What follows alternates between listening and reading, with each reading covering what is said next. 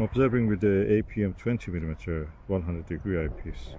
The Andromeda galaxy is visible, is near the zenith.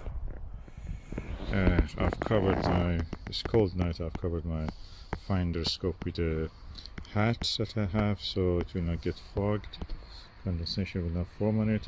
What I'm observing is the two dark lanes in the Andromeda galaxy, and to the left of it in this reflector telescope is a Dobsonian 300p Flextube Skywatcher.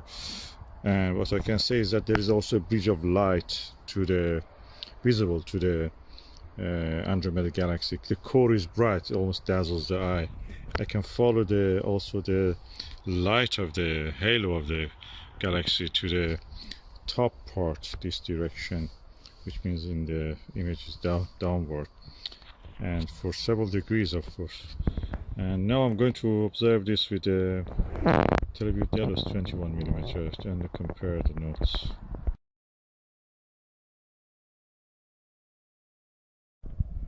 Okay, I'm now using the Televue Ethos 21mm eyepiece. I mentioned Delos probably, but that was wrong. It's Ethos. And my first impression is that first thing is that it's parafocal with the APM 20mm.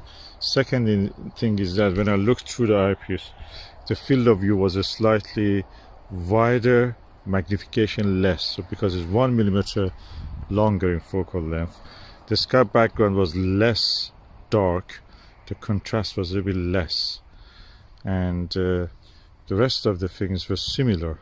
I'm surprised. Surprise. This cost 3 times the price of the APM, and yet the view is similar. No, the APM was similar to this. I don't see much difference.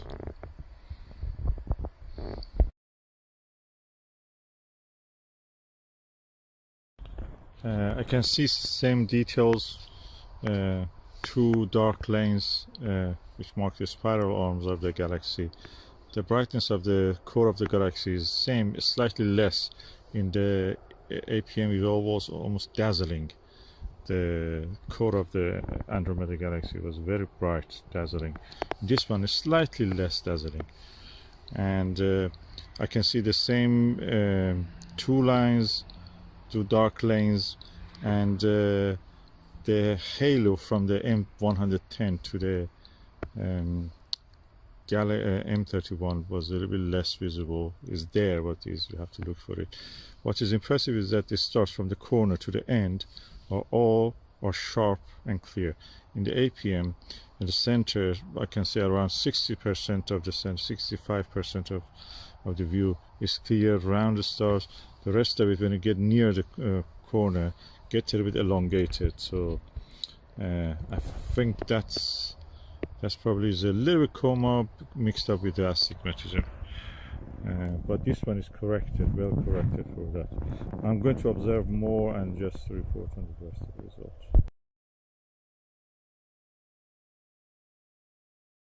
Okay, I've quickly changed to the APM 20mm, and I can see now a lot of details in the M32 galaxy. It's funny, you can see details in that. Brighter core, some lanes I can see, and the halo around the M32. What is interesting is that I must correct myself about the kind of aberration I see. 65% of the field of view is in focus, and the corner slightly stars when they are near the corner. They don't have the coma or astigmatism. They're a little bit out of focus. So what I should call it? I don't know, field curvature probably. It's a little bit, slightly, not much, out of focus. The view in this one I prefer, although the view in this one is more immersive than the Ethos 21, although it is 3 times cheaper. Let me just go remove the eye guard from the Ethos, which I added, and actually practically that made it a little bit less field of view on that. So I'll remove the eye guard and then come and see it with this one. Okay, now I have removed the eye guard and put the rubber eye cup back.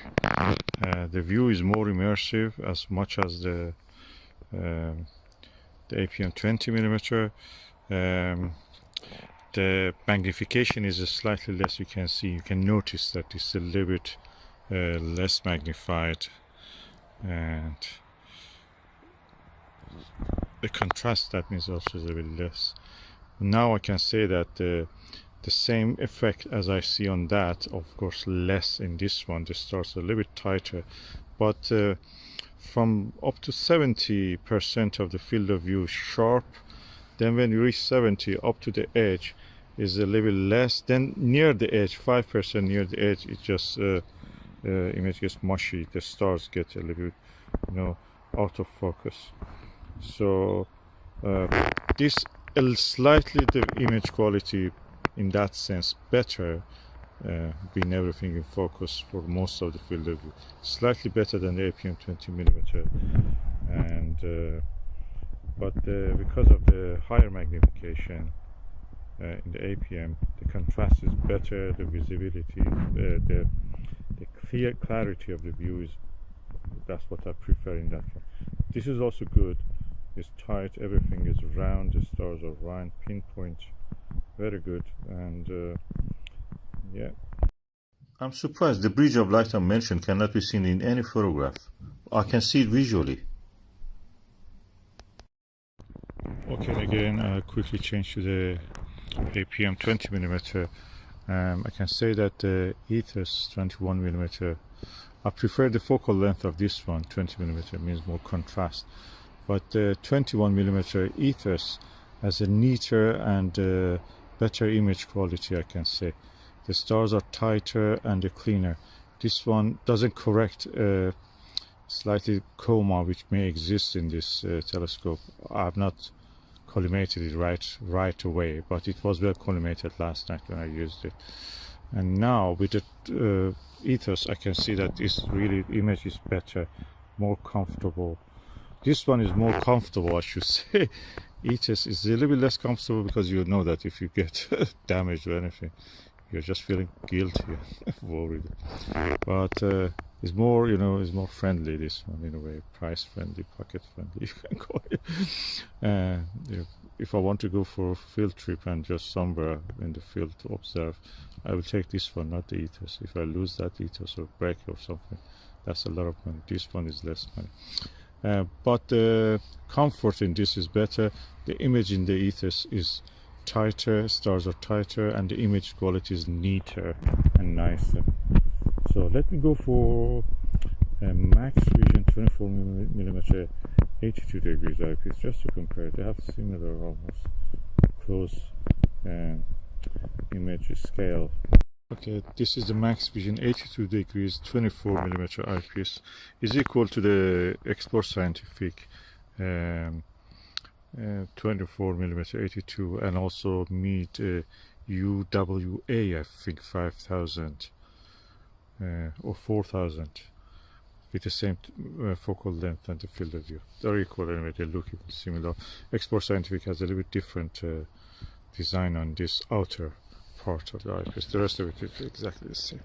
The image quality of this and the field of view and the neatness and tightness of the shape of the stars is very close to the Ethos. I must say this is really good, and you can see that, like the APM, the core of the Andromeda galaxy is very bright and dazzling. You can see the rest of the details, but the core is very bright. Wow, on this one, what I can confirm is that now I can see a star cloud, one of the biggest star clouds of the Andromeda galaxy, one of the arms of it, is to the side that M32 is located, but the opposite side of the in the lower part. If that M32 is there, that star cloud is there, and the core of the galaxy is there. And then if you go down here, that will be M110. So really impressive, and the dark lanes will be here. Really impressive. I can see so much details with this. These are more visible, easier visible in this one. Let me just see if I can see that same detail in the Ethos 21. I'm back again in the Ethos 21mm. Wow, I can see not only that star cluster, a star cluster, I should say, a star cloud. Another star cloud also I can see, and I can see some spiral pattern in this side, not this side, that there are two dark lanes. On this side also I can see some dark, very finer dark lanes which define the star clouds and the halo, kind of a spiral shape. I don't know, I'm imagining things. I'm seeing a lot more. I know that those halo which connects the M31 to the M110 is actually very difficult to even visible in the 17 hours of integrated photograph exposure time, but visually I can see that. That's easy. Yeah, wow, this is the closest thing to that to that Expo Scientific. Let me use the Nagler Take 5 31mm. Just see how it is.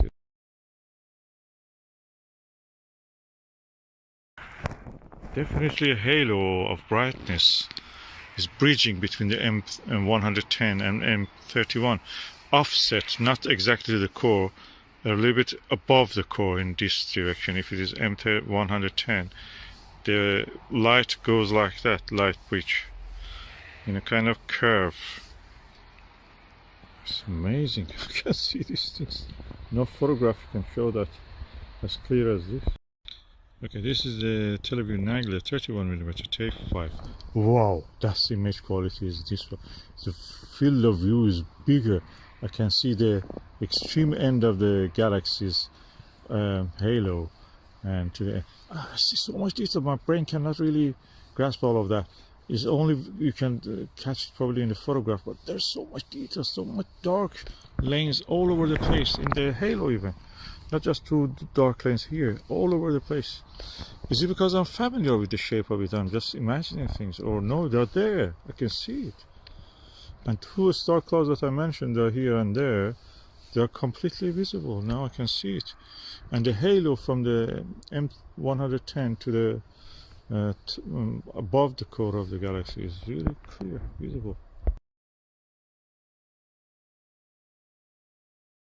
Wow.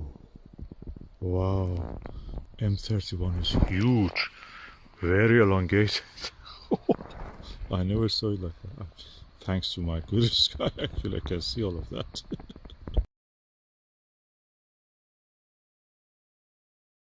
Okay, now I put the 40mm 68 degrees field of view Maxvision, which is equal to the Expo Scientific, and the meat of the similar specification. The image quality, the neatness and tightness of the stars is very similar to Ethos and Nagler, and but because the field of view is so huge, magnification is so low, the sky background actually increases the brightness of the sky, and you lose some detail in that. The contrast is less. Of course, you see the same details if you look for them because you know they're there, but they're not as easy as Nagler 31, which was amazing. And when you go down to the 24mm Expo Scientific, again 82 degrees, amazing, beautiful. And yeah, in the Ethos, yeah, good, but I don't think that is as good as the Nagler in my view. Yeah, I will just put it now, just to come back to it, just to see how I feel.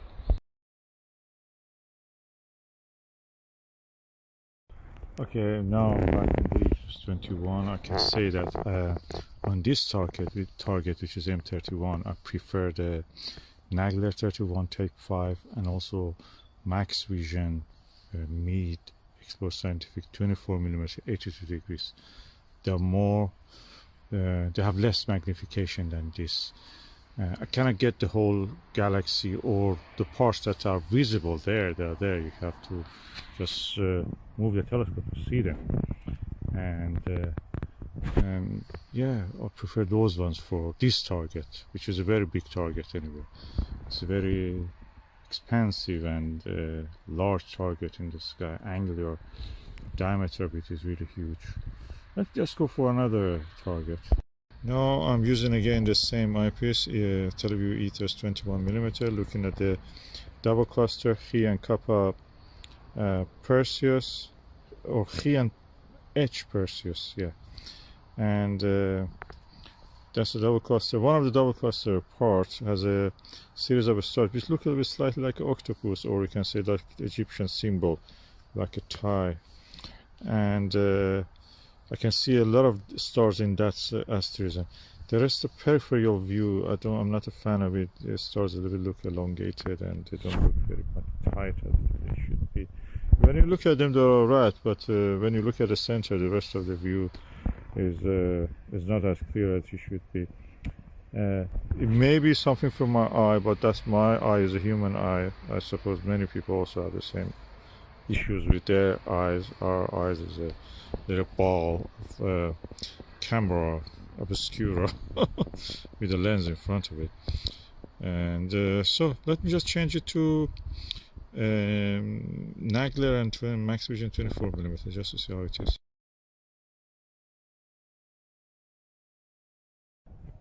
Okay, this is the Maxvision 2482 degrees equal to explore scientific and meet eyepieces of the same focal length and field of view. The same problem with the peripheral elongation of this. So this is a very challenging target, this double cluster. But I can say that the numbers of the stars and the tightness and the focus of them in the Ethos was better than this. I'm going now to change it to the Nagler 31. Wow, none of the problems that I mentioned with the Ethos and the Ethos 21 and the Maxvision 2482 doesn't exist in this. Peripheral vision is as clear as the center, the same tightness and neatness and numbers of the star as the Ethos 21. So this is thumbs up for this Televue Nagler 31. Is a good eyepiece.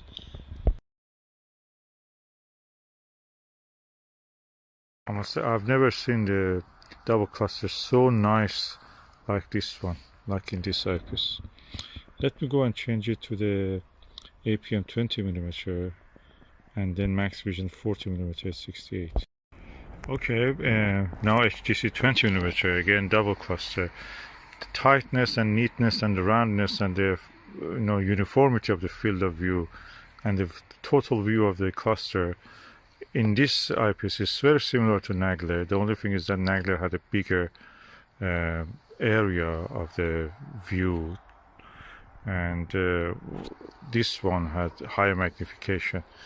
Besides that, yeah, they are very similar, and I think this one in this target double cluster is better than the Ethos 21. Let me just bring that again just for a moment.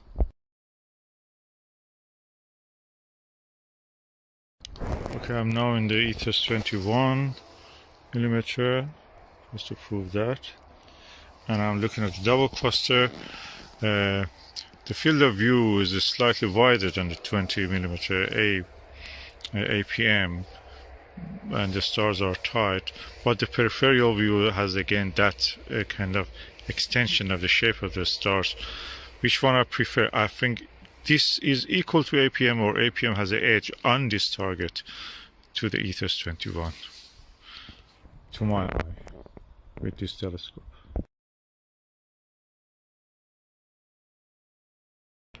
Okay, now I'm looking with the Maxvision 24mm 68 degrees equal to the mid of the same and explore scientific of the same specification. I can say that the view is only second to the on this target, which is double cluster, second to the Nagler 31, which is 31mm type 5. This is a big target, of course, a very extended target, and visibility of it is best to in the lowest magnifications. So if I want on this target categorize, Televue Nagler 31mm type 5 comes first, second comes Maxvision 40mm 68 degrees, third comes APM APM 20. I was thinking that should I say the Maxvision 24mm. Anyway, Maxvision 20mm also a little bit better or similar to the Ethos 21, which comes the last. in this target. I'm surprised by that. Well, I say that Nagler 31 is a good eyepiece. It's probably the best eyepiece in this range to tap in this field of view and magnification, and on these targets, extended targets, big targets.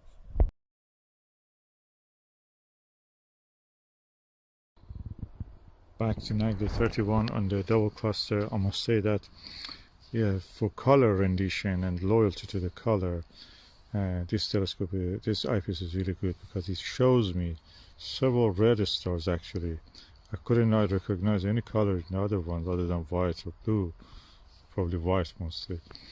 And in this one I can see some redness in some of the stars in this cluster, so that's really good. This is one of the best eyepieces. Let me go on the plates.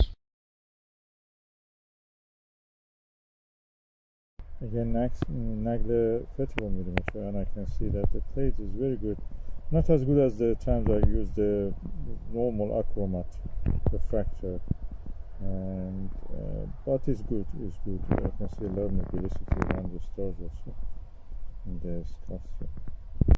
Okay, Ethos 21 on the plates. You can see the image quality on this one very similar to Nagler 31. Probably the stars are a bit tighter and better and closer to the being round, but the field of view for the cluster, which is really huge, is smaller, so you don't see the whole cluster, whereby with the 31 Nagler you could easily see. So in this one, this Ethos is better.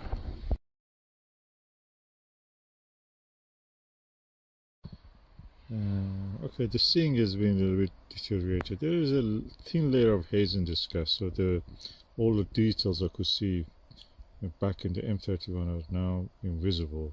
M31 is yet there, but it's like a normal night. So nothing interesting for me, so I'm packing up and going. Okay, I'm now back indoors. My assessment of the Televue Ethos 21 is that it's not the eyepiece that worth at the moment is 769 with the postage and everything. 781. It costs almost £800. You can buy a big double door fridge with that money. Does it worth? No. APM will do similar to this, and Explore Scientific 82 degrees 24 will actually equal this. A better eyepiece than this and that Explore Scientific or Maxvision or Meet equal to this Maxvision 2482 is the Nagler, Televue Nagler 31mm. This is not a bad eyepiece, it's a good eyepiece, but it doesn't worth that price. The price of it should be at the most 1.5 times of the APM, not more. And it's quite heavy compared to that one. Definitely doesn't worth that much. Am I going to sell it? No. Spent the night in very good conditions. The sky condition was really good. With these 5 eyepieces, under Skywatcher, Skyliner, Flextube 300p reflecting Dobsonian telescope. And I found that on those 3 targets that I observed, Pleiades, Andromeda galaxy, and the double cluster in Perseus, Televue Nagler Tape 5 was the best. Closely matching that was the Maxvision 68 degree 40mm eyepiece, which is equal to Meet and Explore Scientific of the same specification. And then probably I should put this after that Nagler, so I put them close to here. This was really good also, surprisingly. 24mm Maxvision 82 degrees eyepiece, equal to Meet and Explore Scientific of the same specification, and probably look in the same look with the Meet. Then comes to the 100 degree eyepieces. I don't have any difficulty in seeing the field of view with the 100 degree eyepieces. I'm using them all the time. I have the lower magnification, I have the Skywatcher myriad version, I have the APM, and I have the Ethos. Now Ethos 21 here was used. So my judgment was that Ethos 21mm is not the best eyepiece that it is advertised to be. In my experience and in the targets that I saw and the exceptional night I spent with them, it was very closely matched by APM HDC 20mm eyepiece. And if it was me and I was going to spend again the same money, I would go for the APM. That gives me the better view, more comfortable, and it was cheaper also. If I could find a Myriad, Skywatcher Myriad 20mm one, I would definitely grab that instead of this one, but it's not available. You can buy it from AliExpress in China. That one, because you can actually rest your eye on it, is like this Maxvision ones. You can actually rest your eye on it and gives a reference point for you. Ethos is not a bad eyepiece. Don't take me wrong. It's not a bad eyepiece, but it's not much different to what you can get with the APM or Myriad. And the performance on this ones and the comfort of viewing and everything was better in this series of eyepieces. So that comes to me the last, probably Ethos, because of the cost factor, comes the last also. So if you want to, based on your judgment for purchasing this, I must say that the best one is the Nagler. Then there's Maxvision one and Expo Scientific and Mead one. 68 degree and 82 degrees are really good. These are, I don't have difficulty with the 100 degrees, but these are good, but not the best. I could have a better view with the Nagler and this other two. Just after using these eyepieces, the weather was so clear near the morning, early down, that I just couldn't resist. I went and took these giant binoculars, which is 20 by 80. I bought it second hand for around £60 some years ago. And I used it and I could see everything. You know, I saw M33, M31, M32, M110 satellites of the Andromeda galaxy. I saw the M35, M45 Pleiades, M42. M35 is in the, of course, the Gemini. I saw the M1, which is very elusive if you want to find it by the, just star hopping. It sometimes can be elusive, easily observable with this. Then I realized why I'm bothering myself with all these eyepieces and telescopes. It's like blinding myself. This was an eye-opener. That's why practically I could use it easily. Then it dawned on me that this is because of all this hype they create in the forums, astronomy forums. And it dawned on me, I used these astronomy forums for a few months. Then it gradually dawned on me, these people are there for a reason. And that reason is to actually, sell these eyepieces. First Light Optics, for example, sponsors or actually owns the Stargazer's launch. Another company in America owns that, what is it called? Cloudy Nights. So their duty there, the moderators and the people who may have several accounts even themselves, or the guys who work with them, their job is like these shops. You go to Turkey or somewhere like that, they drag you into the shop from the street. They have to call you or drag you, attract you to the inside of the shop so they can sell you something. Their job is like that. They make all this hype about Takahashi, Televue, all this expensive stuff. And they don't let you actually get the advice or the thing that you have to do. And that is observation and enjoying your hobby. It makes a money pit for you that you're just all the time spending because they have the better one than you. And all the time they're showing it to everyone. And they're photographing it. They show what the postman has brought. Look at my case, full of eyepieces, expensive eyepieces. This is the way they trick the people to come actually spend money, when actually you could do better than that with a binocular. I also have a 750. When I was younger, I used to have 1240, and I could see all the Messier object with that, the 1240, which was a Russian Zenit binocular. This one is Swedish, I think, or English or whatever. Helkinson, so it must be Swedish. And I could do all of that. You know what I need with this? Just a sunbed so that I can lay down in it and hold this in my hand. If I want to, have a more restful experience, I just use a lighter one, a smaller one, 750. And that's it. That's all that you need. All of these practically expensive stuff, they don't give you any more joy than using your own.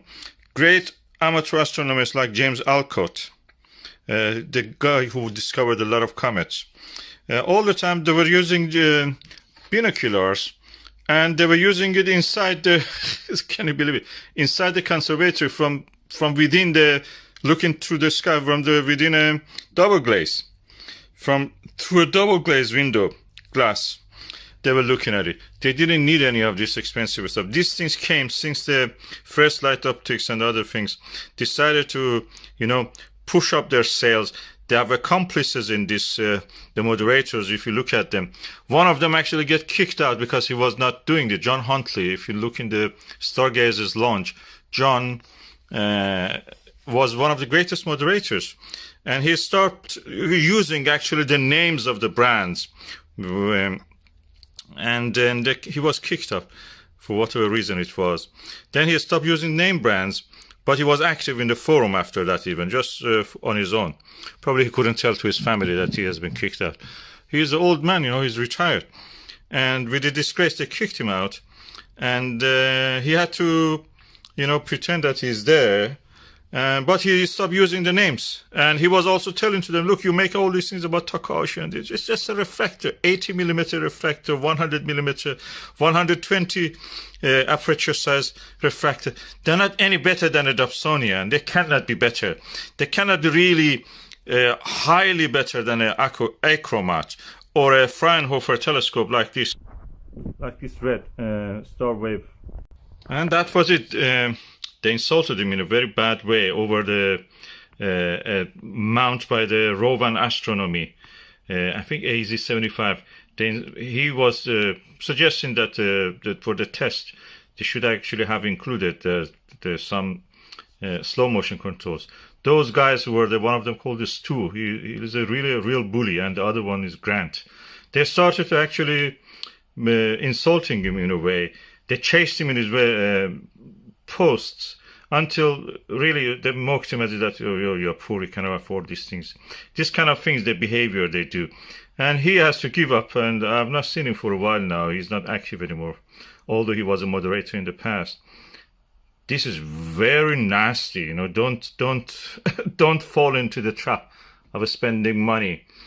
A binocular serves you better. This is my advice to you.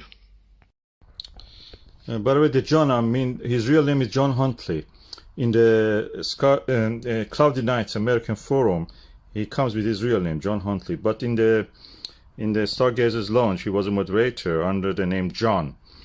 And yeah, he has reviews of the many eyepieces, including, for example, Skywatcher Myriad, the Skywatcher SWA. Look for this, you will see that he has compared the Myriad 20mm with the 21mm Ethos, and practically thought they're not much different. I wish I would listen to his advice. And that's what everybody else also says. Practically APM 20mm is equal to the Skywatcher Myriad in the mechanical build or anything. This is the same as the Ethos, practically. Just Ethos wants to be, snobbish. They make it 21 to standing out. Like 30, everybody makes 30mm now, 82-degree eyepieces. Al Nagler decided to make it 31. So standing out. These are all marketing tricks. John, yeah, he's not there anymore, as far as I know. Yeah, get one of these, and you will not need all those eyepieces, because the eyepiece is just one part of the thing. And in here you have this eyepiece, and this gives you gave me actually the biggest field of view I could see. M33 was shining, dazzling. With the telescope, even with the Nagler, it's just nothing more than a little bit fuzz. But with this, you could actually see it. And M31, M32, and M110, all this that area was full of this, deep sky objects. Unless you want to do some, planetary thing that you just can do it with any iChromat. You can do it even cheaper with the Dobsonian. Second, 5 second hand.